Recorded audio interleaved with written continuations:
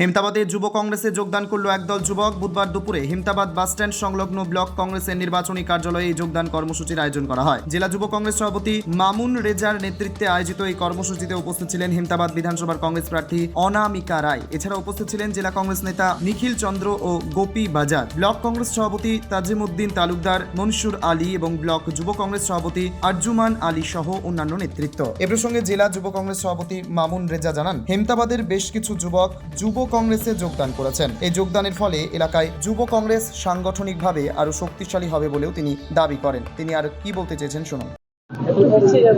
আপনার নাম ও পরিচয় রাখবেন। আমার নাম মামুন রেজা, উত্তর দিনাজপুর জেলা যুব কংগ্রেস সভাপতি। সামনে বিধানসভা নির্বাচন, সেখানে দেখা যাচ্ছে বিভিন্ন দলই যোগদান কর্মসূচি চলছে। আপনাদের এখানেও যোগদান কর্মসূচি দেখা গেল, কারা এবং কতজন মিলে যোগদান করবেন? দেখুন, আজকে এটা প্রথম শুধু না, প্রত্যেক দিনই আমরা যখন বের হই, অনেক সময় হয় রাস্তায় কোনো তৃণমূলের বুথ সভাপতি, যুব সক্রিয় নেতৃত্ব, অঞ্চলের নেতৃত্ব তারা যোগদান করার ইচ্ছা প্রকাশ করে, আমরা যোগদান করাই। এবার আজকে যেটা ঘটনা ঘটলো, আজকে আমাদের এখানে জেলা কংগ্রেস সভাপতি মহসিন গুপ্ত মহাশয়ের আসার কথা ছিল। উনি হয়তো বিভিন্ন কারণে আজকে আসতে পারেননি, তাই আমাদের একজন নেতৃত্ব যিনি যোগদান করতে চেয়েছিল, ওনার ডেটটা আপাতত পিছিয়ে দেওয়া হয়েছে। কিন্তু আরও যারা তৃণমূলের, যুব তৃণমূলের যারা নেতৃত্ব ছিল, তারা আজকে যোগদান করলো। আজকে আমাদের এখানে মোহিত কাকুর পক্ষ থেকে উনি প্রতিনিধি পাঠিয়েছিলেন, আমাদের প্রদেশ কংগ্রেসের সম্পাদক নিখিল চন্দ্র, আমাদের জেলা কংগ্রেসের সাধারণ সম্পাদক গোপী বাজাজ এবং আমাদের প্রার্থী অনামিকা রায়, ছাত্র পরিষদের সভাপতি কল্যাণ রায়, ব্লক সভাপতি তাজিমউদ্দিন তালুকদার সহ আমাদের আরও নেতৃত্বরা উপস্থিত ছিল। আমরা আজকে তাদেরকে যোগদান করালাম। কতজন যোগদান করলেন আজকে প্রায় শতাধিক সক্রিয় যুব তৃণমূলের ছেলেরা আজকে যোগদান করবে। এই যুব তৃণমূল কংগ্রেসের কংগ্রেসে যোগদানের ফলে এই যে যুব সমাজ একটা গুরুত্বপূর্ণ ভূমিকা পালন করে যে কোনো নির্বাচনের ক্ষেত্রে, সেক্ষেত্রে আপনাদের কতটা সুবিধা হলে মনে করছেন?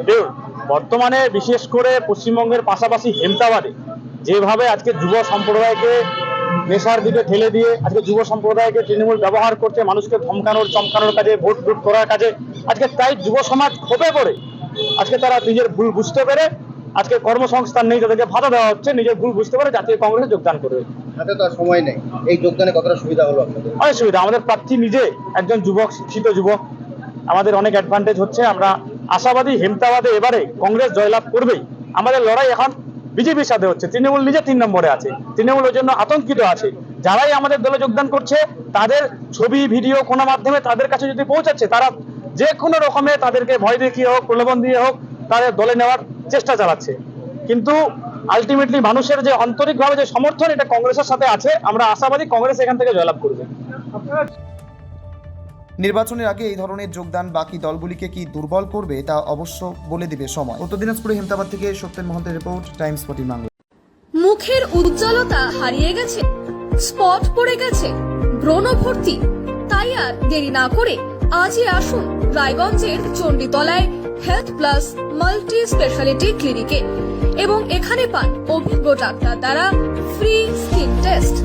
আরো বিস্তারিত জানতে যোগাযোগ করুন 9674895169 এই নম্বরে।